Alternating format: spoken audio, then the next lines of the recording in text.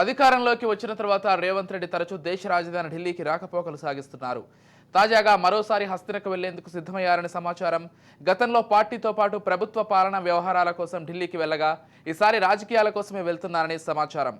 ప్రస్తుతం పార్లమెంట్ ఎన్నికలకు సమయం ముంచుకొస్తుండడం, ప్రత్యర్థులు అభ్యర్థులను ప్రకటిస్తున్న నేపథ్యంలో రేవంత్ రెడ్డి వాటిపై చర్చించేందుకు ఢిల్లీ పర్యటన చేస్తున్నారని తెలుస్తోంది.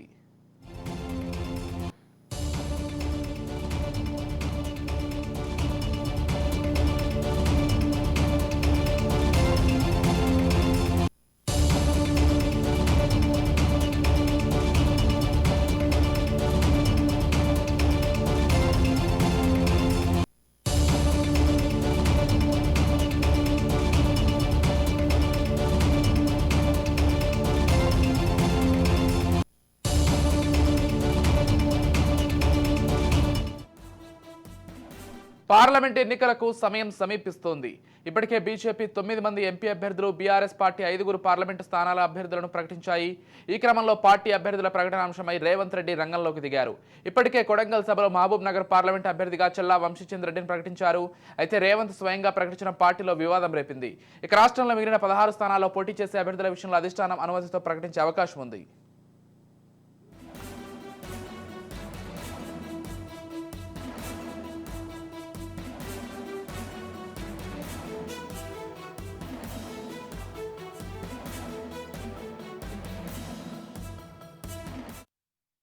ఎంపిక ప్రకటనపై అధిష్టానంతో చర్చించేందుకు పీసీసీ అధ్యక్షుడి హోదాలో రేవంత్ రెడ్డి ఢిల్లీ పర్యటన చేస్తున్నారు. పార్లమెంట్ ఎన్నికల ప్రకటన కొన్ని రోజుల్లో వెలువడుతుందనే వార్తల నేపథ్యంలో అభ్యర్థులను వెంటనే ప్రకటించాలనే పట్టుదలతో రేవంత్ ఉన్నారు. ఇప్పటికే అభ్యర్థుల విషయంలో ఒక స్పష్టతకు వచ్చిన రేవంత్ రెడ్డి అదే విషయాన్ని పార్టీ అధిష్టానం ముందు ఉంచనున్నారు. ఇప్పటికే లోక్సభకు పోటీ చేయాలనుకునే వారి నుంచి దరఖాస్తులు ఆహ్వానించారు. వాటిని క్రోడీకరించి ఒక జాబితా సిద్ధం చేశారని, ఆ జాబితాలో కొందరిని ఎంపిక చేసేందుకు అధిష్టానం అనుమతి కోసం రేవంత్ ఢిల్లీ పర్యటన చేస్తున్నారని కాంగ్రెస్ వర్గాలు తెలిపాయి.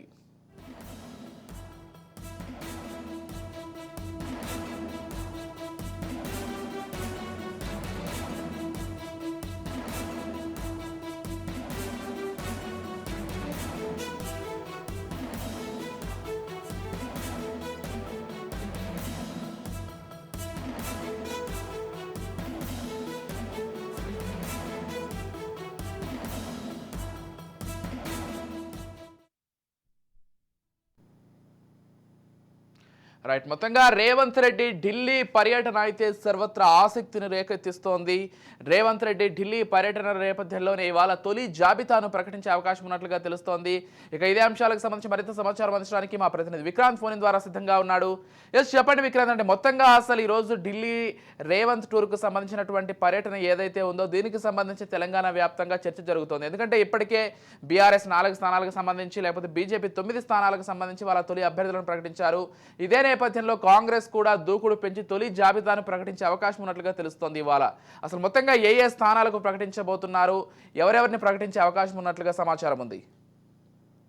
Good morning Vijay. మొత్తానికి ఈ రోజు సాయంత్రం కూడా ఇటు ఏఐసిసి భవన్ లో కూడా ఎన్నికల కమిటీ, కాంగ్రెస్ పార్టీ ఎన్నికల కమిటీ కూడా సమావేశం కాబోతుంది. దీనికి అన్ని రాష్ట్రాలకు సంబంధించిన పిసిసి అధ్యక్షులు, ఆయా రాష్ట్రాల్లో ప్రభుత్వంలో ఉన్నటువంటి ముఖ్యమంత్రులు కూడా హాజరు కాబోతున్నారు. దీనికి సంబంధించి ఇటు రాష్ట్రం నుంచి కూడా ముఖ్యమంత్రి రేవంత్ రెడ్డితో పాటు ముఖ్యమంత్రి బట్టి విక్రమార్క, ఇరిగేషన్ మంత్రిగా ఉన్నటువంటి ఉత్తమ్ కుమార్ రెడ్డి, వీళ్ళు ముగ్గురు కూడా ఈ రోజు ఈ ఎన్నికల కమిటీకి మాత్రం హాజరు కాబోతున్నారు. ప్రధానంగా ఇప్పటికే మీరు అన్నట్టు బీఆర్ఎస్ పార్టీ, అదేవిధంగా బీజేపీ పార్టీకి సంబంధించి కూడా ఇప్పటికే రాష్ట్రంలో కొంతమంది అభ్యర్థులను ప్రకటించిన నేపథ్యంలో కూడా కాంగ్రెస్ పార్టీ కొంత వెనుకబడి ఉంది. ఈ నేపథ్యంలోనే అన్ని రాష్ట్రాలకు సంబంధించి కూడా ఏ ఒక్కరిని కూడా ఇంతవరకు అభ్యర్థిని ఖరారు చేయని నేపథ్యంలోనే ఇటు తెలంగాణ రాష్ట్రానికి సంబంధించి కూడా అభ్యర్థులను ప్రకటన చేయలేదు. కేవలం మహబూబ్ నగర్ జిల్లాకు సంబంధించి మహబూబ్ నగర్ కాన్స్టిట్యున్సీకి సంబంధించిన పార్లమెంట్ అభ్యర్థిగా మాజీ కల్వకుర్తి ఎమ్మెల్యేగా ఉన్నటువంటి వంశీచంద్ర రెడ్డి ఒక్కరినే అఫీషియల్ గా ముఖ్యమంత్రి రేవంత్ రెడ్డి మాత్రం ప్రకటించాడు. కానీ అఫీషియల్ గా లిస్ట్ లో మాత్రం ఈ రోజు రావాల్సి ఉంటుంది.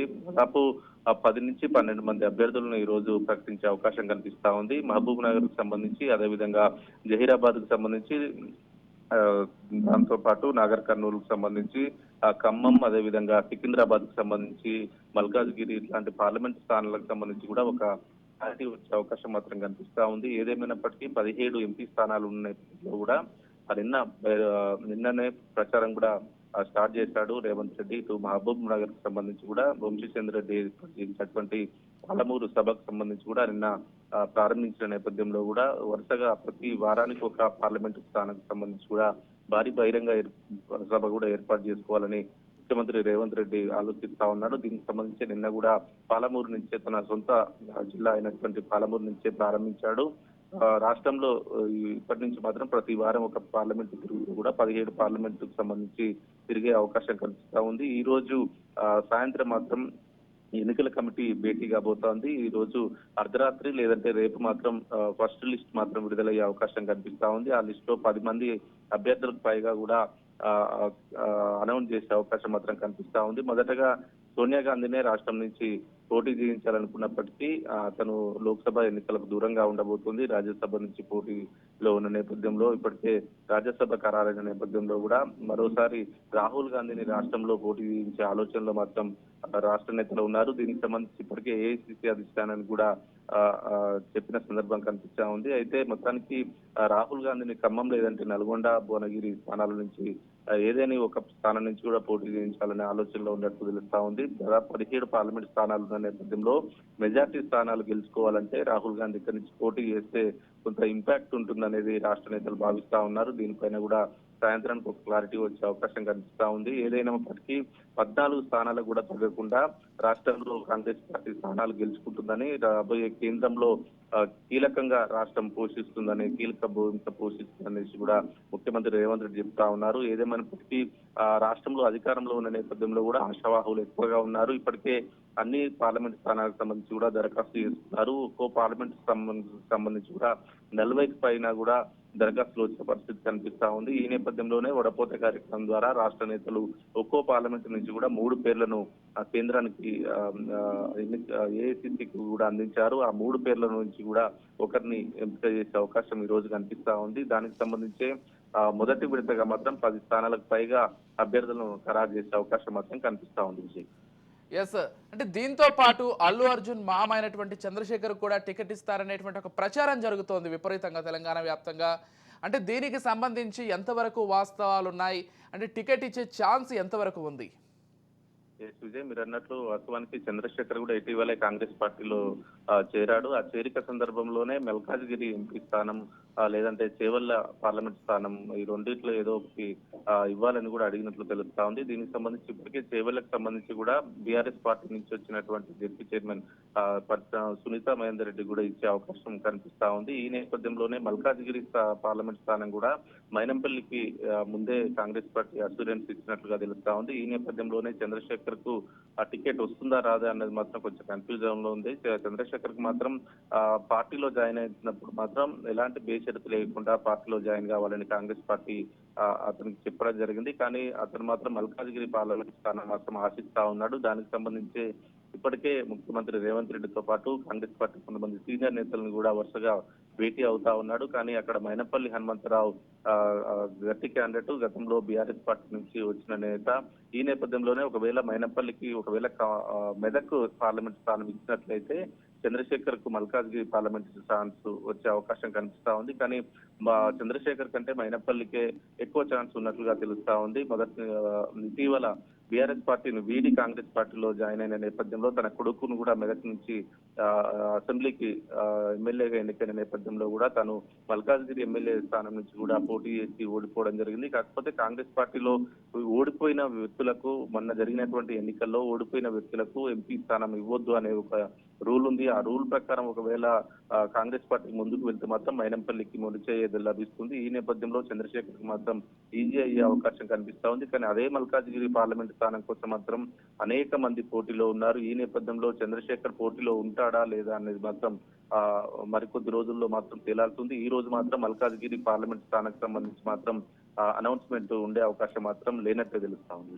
ఎస్ విక్రాంత్, అంటే ఒకవైపు బీజేపీ కావచ్చు లేకపోతే బీఆర్ఎస్ కావచ్చు చాలా బలంగానే పార్లమెంట్ ఎన్నికలకు సిద్ధమవుతున్నాయి.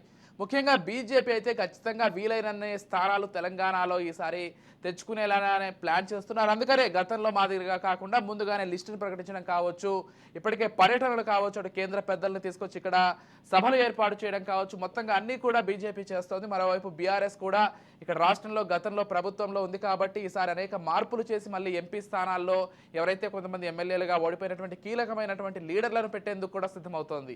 ఇలాంటి పరిస్థితుల్లో అసలు కాంగ్రెస్ వాళ్ళని ఏ విధంగా ఎదుర్కోబోతోంది? మొత్తంగా లోక్సభ స్థానాలకు సంబంధించి కాంగ్రెస్ కసరత్తు ఏ విధంగా ఉంది?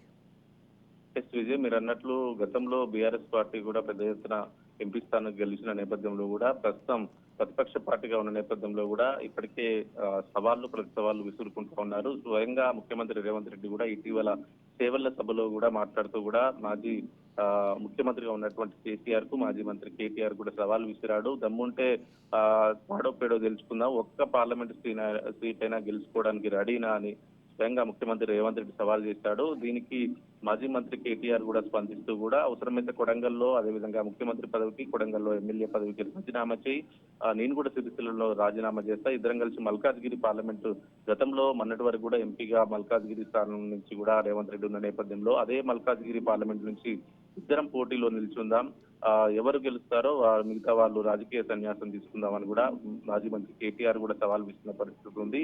ఈ నేపథ్యంలో బీఆర్ఎస్ వర్సెస్ కాంగ్రెస్ గా మారింది. కానీ వాస్తవానికి బీఆర్ఎస్ వర్సెస్ కాంగ్రెస్ గా కాకుండా బీజేపీ వర్సెస్ కాంగ్రెస్ గా ఉండబోతుందని తెలుస్తా ఉంది. కేంద్రంలో బీజేపీ అధికారంలో ఉన్న పరిస్థితుల్లో కూడా ఎప్పుడైనా బీజేపీ పార్టీకి చాలా ఆలస్యంగా సీట్లు కేటాయించేది. కానీ ఈసారి మాత్రం చాలా వ్యూహాత్మకంగా అందరికంటే ముందే అత్యధిక స్థానాలు కూడా ఇప్పటికే టికెట్లు కూడా అనౌన్స్ చేసింది. స్వయంగా ప్రధాని నరేంద్ర మోడీ కూడా 2 రోజుల టూర్ కూడా వచ్చి ఇటీవల వెళ్ళిన సందర్భం కనిపిస్తా ఉంది. మరోవైపు ఈ నెల 12 నుంచి కూడా వరుసగా అమిత్ షా, జేపీ నడ్డా లాంటి అగ్రనేతలు కూడా రాష్ట్రానికి రాబోతున్నారు. 10 సీట్లకు పైగా కూడా ఎంపీ స్థానాలు గెలుస్తామని మరోవైపు కేంద్ర మంత్రి రాష్ట్ర అధ్యక్షుడిగా ఉన్నటువంటి కిషన్ రెడ్డి కూడా ధీమా వ్యక్తం చేస్తా ఉన్నాడు. ప్రధాని మోడీ కూడా ఇటీవల రాష్ట్రాన్ని సందర్శించినప్పుడు కూడా 10 సీట్లకు పైగా గెలవబోతున్నామని ధీమా వ్యక్తం చేశాడు. ఏదేమైనా బీజేపీ కూడా గతంలో 4 సీట్లు గెలుచుకున్న నేపథ్యంలో కూడా ఈసారి కూడా గెలుచుకునే అవకాశం కనిపిస్తా ఉంది. బీఆర్ఎస్ ఎన్ని సీట్లు గెలుచుకుంటుంది అనేది కూడా తేలాల్సి ఉంది. ఏదేమైనప్పటికీ 14 స్థానాలకు తగ్గకుండా కూడా మేము గెలుచుకుంటామని మరోవైపు ముఖ్యమంత్రి రేవంత్ రెడ్డి కూడా స్వయంగా అనౌన్స్ చేస్తున్నారు. Thank you Vikrant.